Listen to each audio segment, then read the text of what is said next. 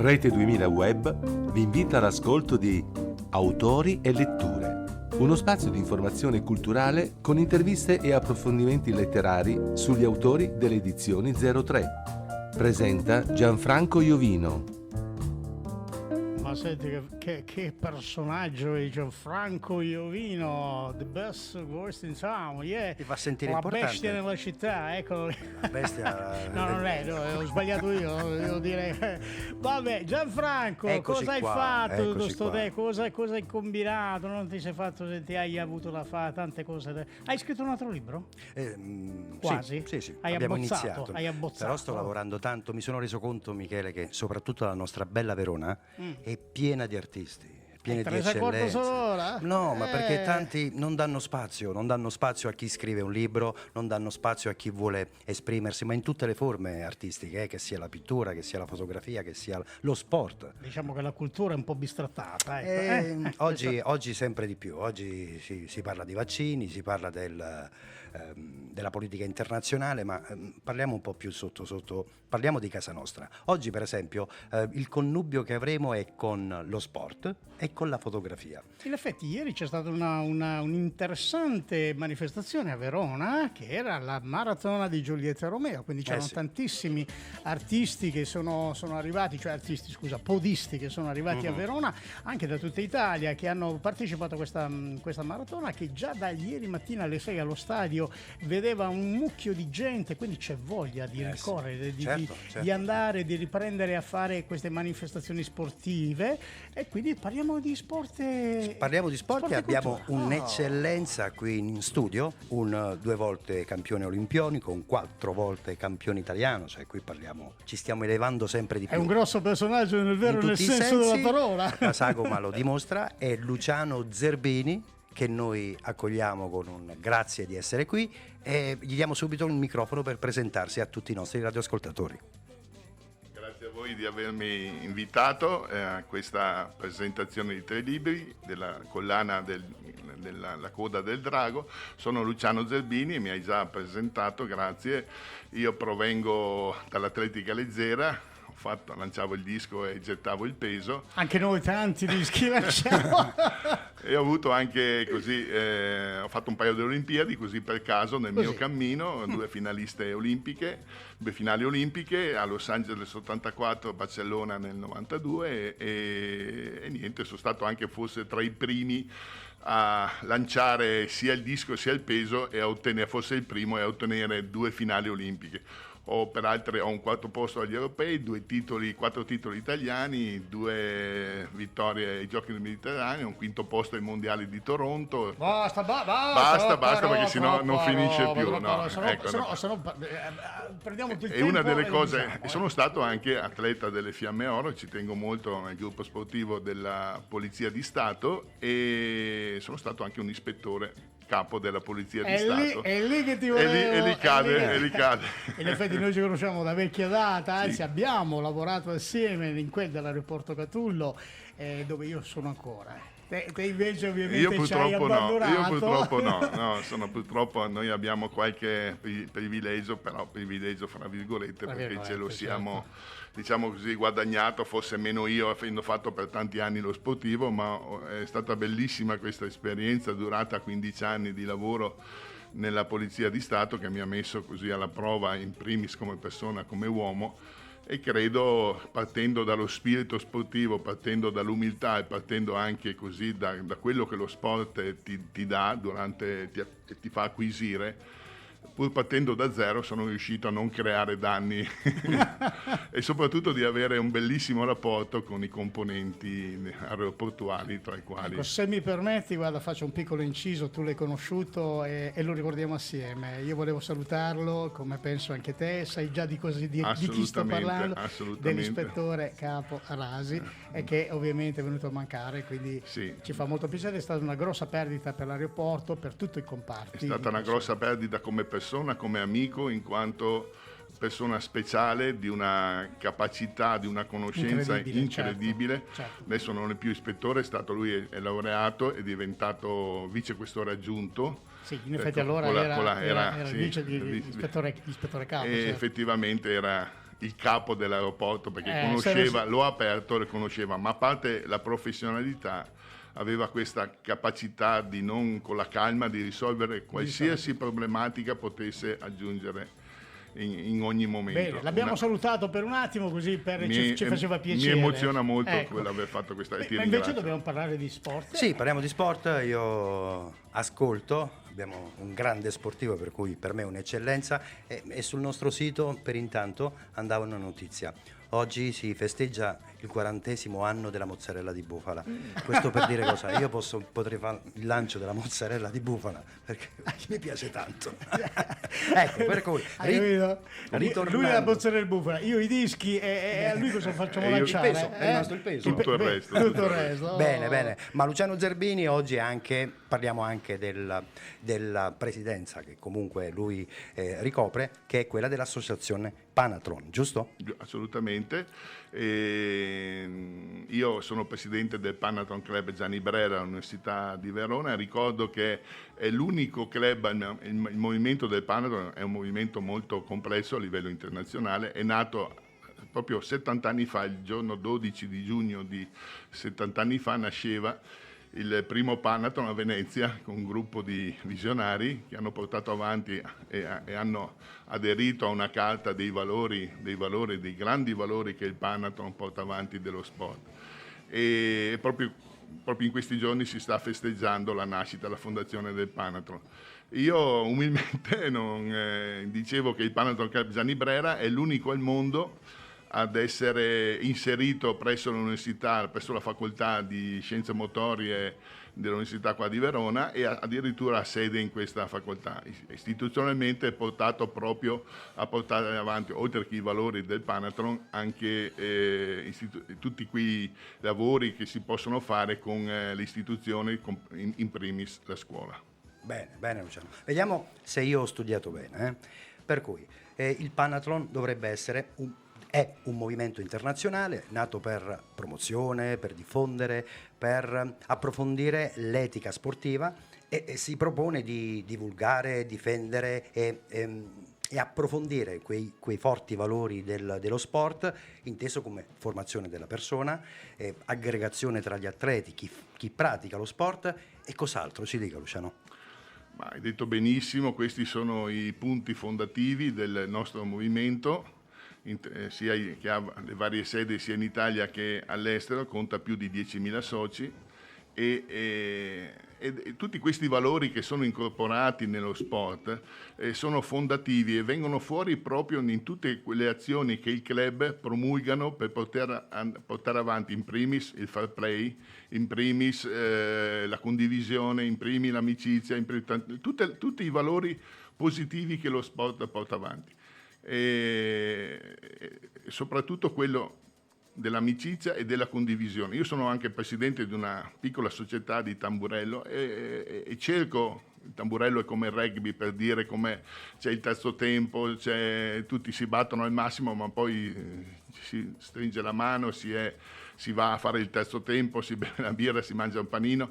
E adesso non per ridurre lo sport a queste cose, ma penso che sia veramente, ci si guarda negli occhi, ci si batte fino alla fine, ma poi si riconosce se un avversario è stato più forte e anche nella sconfitta si trae degli insegnamenti. Hai detto una cosa giustissima, che qualche giorno fa abbiamo visto l'Italia all'esordio di apertura della partita che abbiamo meritatamente vinto, però c'è stata un'immagine a un certo punto durante la partita dove si sono inquadrati due tifosi, un italiano e un turco vicino. Ovviamente il turco era un po' sconsolato, però vederli vicino così senza problemi, con diciamo la pacca sulla spalla, è stato veramente un'immagine molto emblematica e questo secondo me deve essere lo sport, giustamente, che come hai ricordato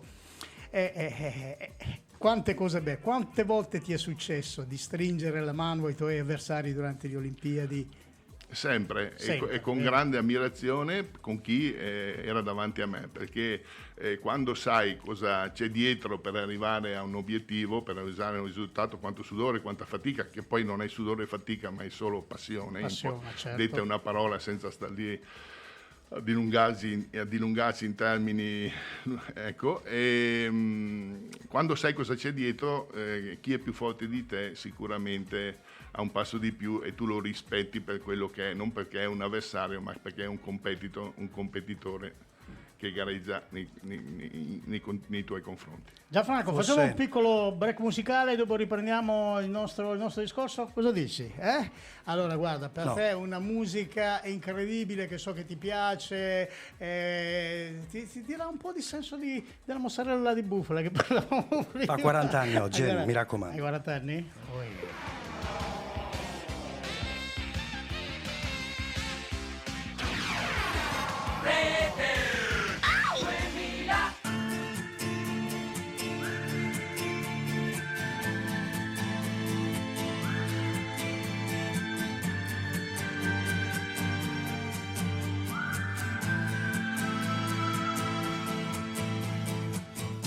Se fosse un'orchestra a parlare per noi, sarebbe più facile cantarsi un addio. Diventare adulti sarebbe un crescendo di violini e guai. I tamburi annunciano un temporale, il maestro è andato via. Metti un po' di musica leggera perché ho voglia di niente, anzi leggerissima. Parole senza mistero, allegre ma non troppo. Metti un po' di musica leggera nel silenzio assordante, per non cadere dentro al buco nero che è stato un passo da noi più o meno. Se bastasse un concerto per far nascere un fiore, tra i palazzi distrutti dalle bombe nemiche, nel nome di un Dio che non esce fuori col temporale, il maestro è andato via.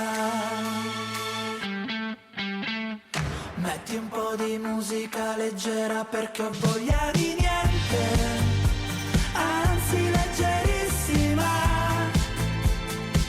Parole senza mistero, allegre ma non troppo. Metti un po' di musica leggera nel silenzio assordante, per non cadere dentro al buco nero che è stato un passo da noi. Rimane in sottofondo dentro ai supermercati, la cantano i soldati, i figli alcolizzati, i preti progressisti, la senti nei quartieri assolati che rimbomba leggera.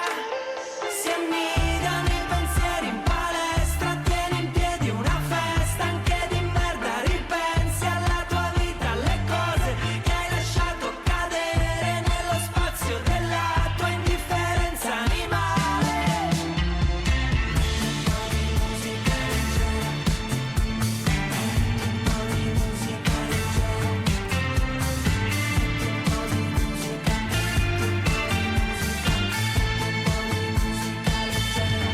E mettiamolo questa musica leggera con Gianfranco qua che sta non è una balera questa, non è una balera, La musica mi emoziona sempre. Oltre alla mozzarella e buffa anche la musica.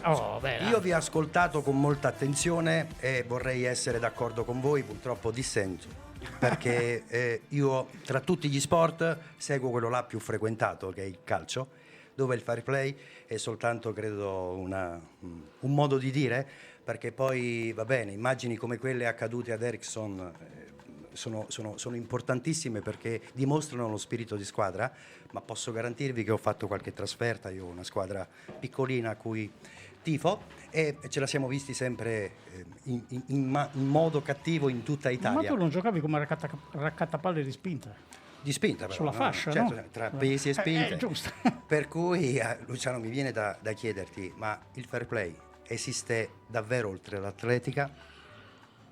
Il fair play esiste, bisogna inculcarlo nei giovani, per questo che c'è anche movimenti come il Panathlon che ne fanno una parte indistinguibile del loro programma. Soprattutto bisogna, nella pochezza in cui viene trattato lo sport nella scuola, dovrebbe aumentare di molto la cultura sportiva che nel mondo e nel nostro paese manca molto, e bisogna lavorare lì, nella scuola, nei giovani, in modo che sia possibile rispettare l'avversario. In campo è una guerra, la peggiore delle guerre, per vincere bisogna andare in campo sicuri di vincere e soprattutto non mollare mai ed avere proprio l'istinto quello sportivamente di uccidere, spesso e volentieri, sportivamente di uccidere a livello sportivo, figurato.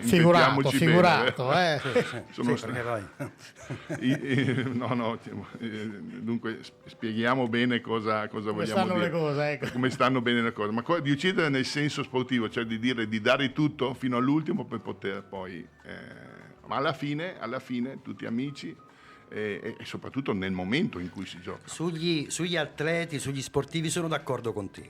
Su chi assiste a quelle manifestazioni oggi c'è ancora troppa differenza. Il colore della pelle, l'origine geografica crea ancora dei malumori e delle grandi violenze. Violenze, ecco, proprio la parola che ho usato prima è giusta. Per cui, come nell'educazione civica che dovrebbe essere insegnata di più a scuola, anche la sportività dovrebbe andare oltre alla ginnastica e bisognerebbe inculcare il senso della sportività. Io sono d'accordo con te su questo.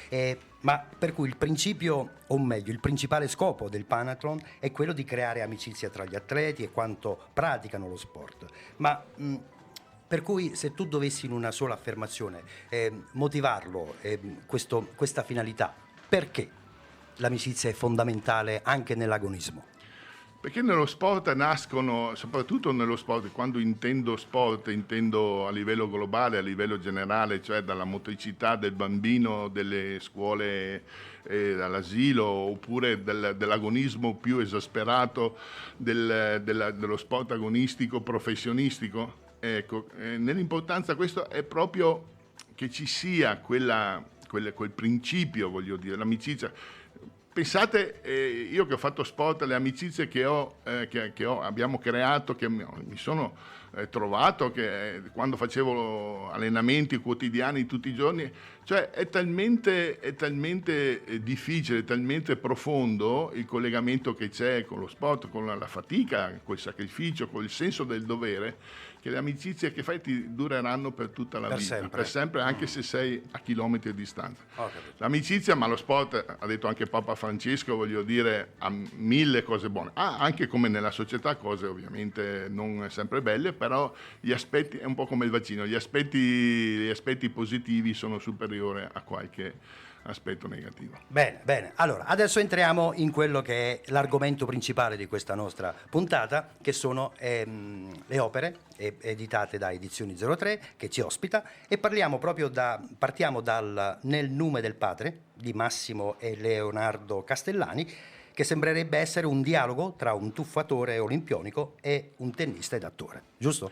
Assolutamente. Premetto innanzitutto che questa collana, La coda del drago, i primi 3 libri che l'editore 03 ha prodotto, viene fatto in collaborazione con altri 2 Panathlon, il Panathlon Verona 1954 e il Panathlon Mantova, Learco Guerra e Tazio Nuvolari, i quali siamo proprio nata un'amicizia da tantissimi anni, e questo ha portato anche in tempi di pandemia, così che non si poteva fare tantissime iniziative a carattere istituzionale, ci ha dato la possibilità in primis e ne siamo orgogliosi, di creare un libro alla memoria del professor Walter Bragagnolo, che per chi non lo conoscesse, pochi credo, è stato un grande tecnico, ha allenato la Simeone, anche me, però insomma ha allenato tantissimi altri atleti e ha creato niente poco di meno che l'ISEF a Verona, Scienze Motorie, che troviamo qua a pochi centinaia di metri. Dunque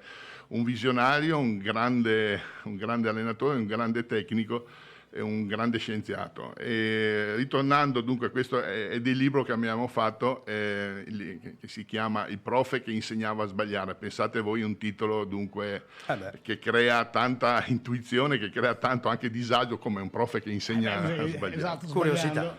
Questa è una piccola premessa che ho fatto. E il primo dei 3 libri, come hai detto, è stato Il nome del padre, scritto dal primo dirigente della Polizia di Stato, il dottor Massimo Castellani, insieme a un figlio. Come dicevi te, è un dialogo schietto, sincero, profondo. Il dottor Castellani è stato anche lui un olimpionico dei tuffi dalla piattaforma dei 10 metri, è stato finalista anche lui a Seul, e attraverso con il figlio Leonardo, che è un attore, un giovane attore del prestigioso Piccolo di Milano, Teatro Piccolo di Milano, e come dicevo un continuo dialogo, un aperto, sincero tra padre e figlio, direi meglio che andare dall'analista. Il confronto di 2 generazioni. Il confronto di 2 generazioni sugli aspetti relazionali e di vita i personaggi. Bene, proseguendo, il secondo titolo è stato I guerrieri di Juric. Sì, I guerrieri di Juric è la storia ovviamente del tecnico che ha riportato ai fasti del calcio l'Hellas Verona.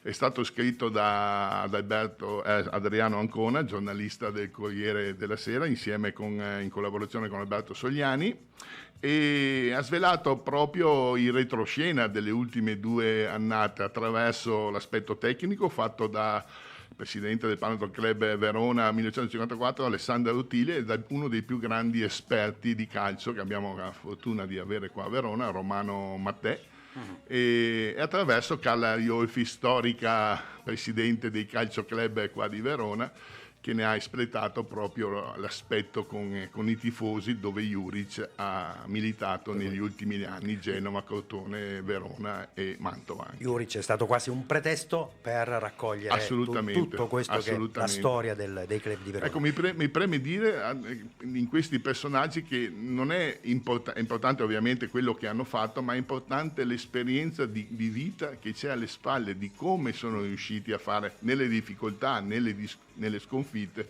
L'aspetto umano, la famosa biografia e l'aspetto comunque relazionale, che è di fondamentale importanza ed è da modo di essere quasi musa ispiratrice per chi si approccia, come con Bragagnolo prima, chi si approccia allo sport. E dico a tutti i giovani che si approcciano allo sport, sia come atleti o come tecnici o un domani come professionisti, di leggere questi libri, perché attraverso questi libri si capisce se è il tuo domani, se hai veramente la passione per fare sport o se hai veramente la passione per fare il tecnico o di studiare come professionista delle attività motorie. Prima di parlare del terzo testo, una domanda così a bruciapelo: forma di più una vittoria o una sconfitta? Tutte e due. Io le metterei allo stesso livello, perché ovviamente la vittoria ti crea tanta positività, tanta fiducia nei tuoi mezzi. La sconfitta, guardavo la faccia ieri di Sissi, passa il tennista che ha perso, diciamo così, il suo primo finale di Grande Slam. La faccia era veramente corrucciata, ma era corrucciata nel senso, anche le parole nel senso positivo, lo diceva anche il buon Djokovic, campione dei campioni.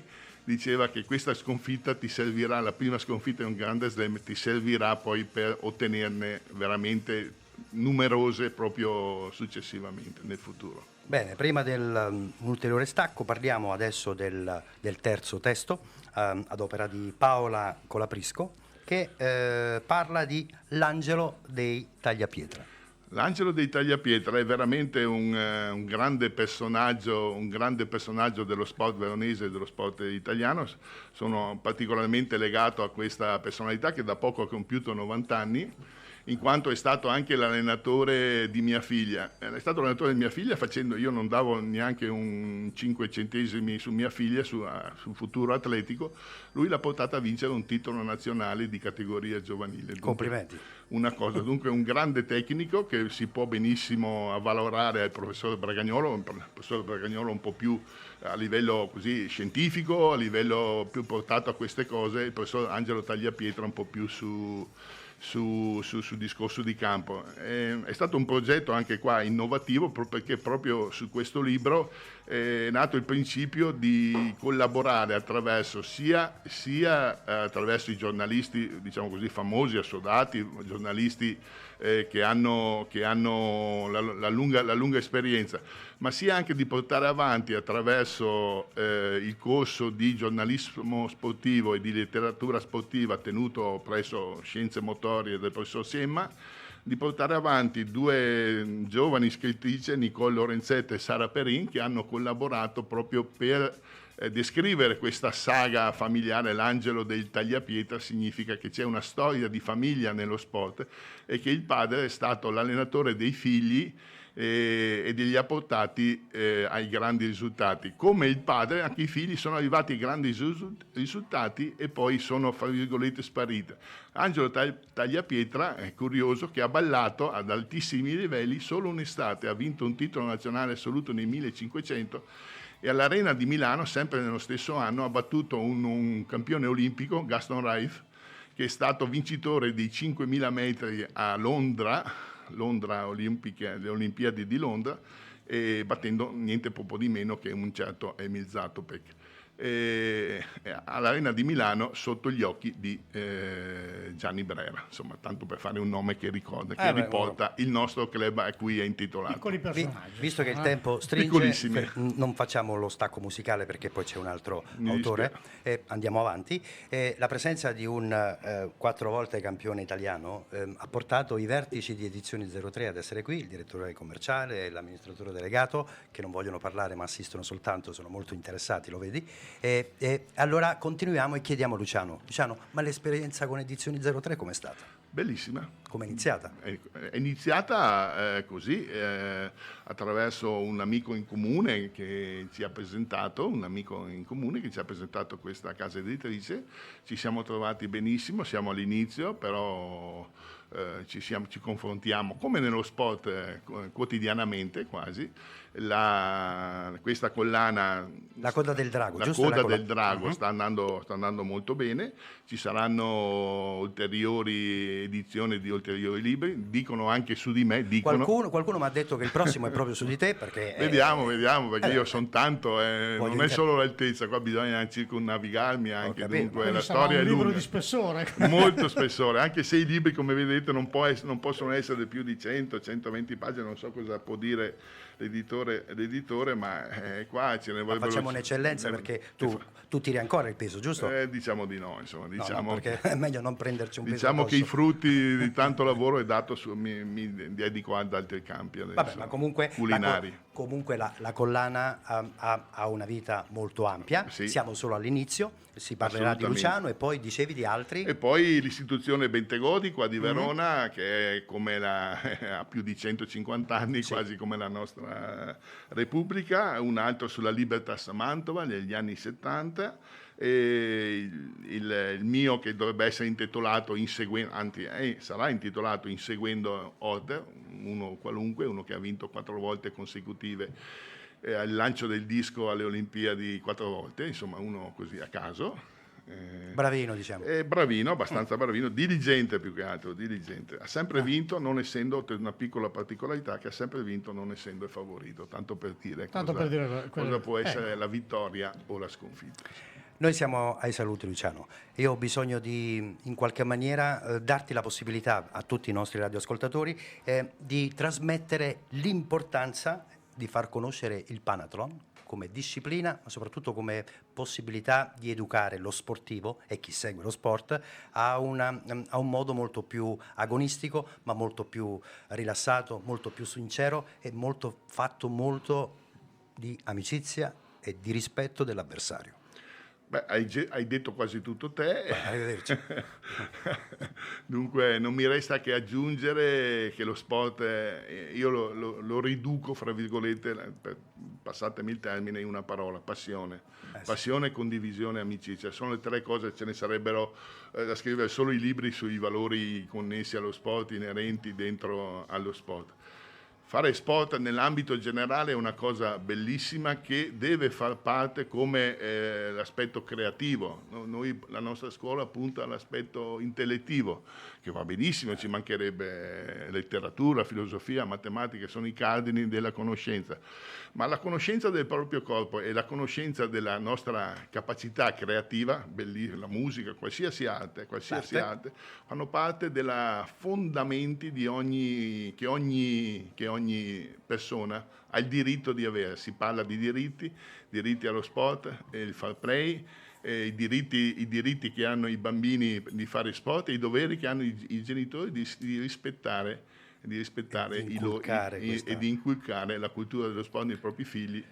E questo è un altro argomento che ci vorrebbe tanto tempo. Tanto tempo, anche perché qui ci sarebbe dovuto essere con te anche ad Alberto Scemma, che un imprevisto non gli ha permesso di essere qui, che salutiamo, e ci sarà, Michele, credo un'altra occasione per... Sicuramente ci sarà un'altra occasione, perché l'argomento che stiamo sviscerando questa mattina, a parte l'interesse del personaggio stesso, è proprio interessante, e quindi siamo tra l'altro in una cornice che è la sua, siamo in uno sporting, e quindi di conseguenza personaggi come Zerbini, ovviamente di quello che stiamo parlando, e intanto colgo anche l'occasione di salutare Alessandra Rutini, carissima amica, che sicuramente verrà qua a farci visita anche lei, anzi spero che un giorno verrete assieme con altri amici che sono qua di Verona, che hanno fatto Olimpiadi con te, e quindi sarebbe molto bello trovarsi qui sotto questo tetto, sotto questa rete, e poter divulgare quello che è il vostro verbo, quindi sarebbe molto interessante, giusto Gianfranco? Grazie Luciano, grazie Michela di questa ulteriore possibilità che ci viene dato. Vedi quanto è importante la cultura, che sembrerebbe solo qualcosa di molto effimero, narrativo, che trasmette poi dei valori nello sport, in qualsiasi altra cosa. E il prossimo ospite che intervisteremo subito dopo uno stacco musicale è un fotografo, per cui passiamo dallo sport all'arte della fotografia. Grazie Luciano e buona giornata a te. Grazie a voi.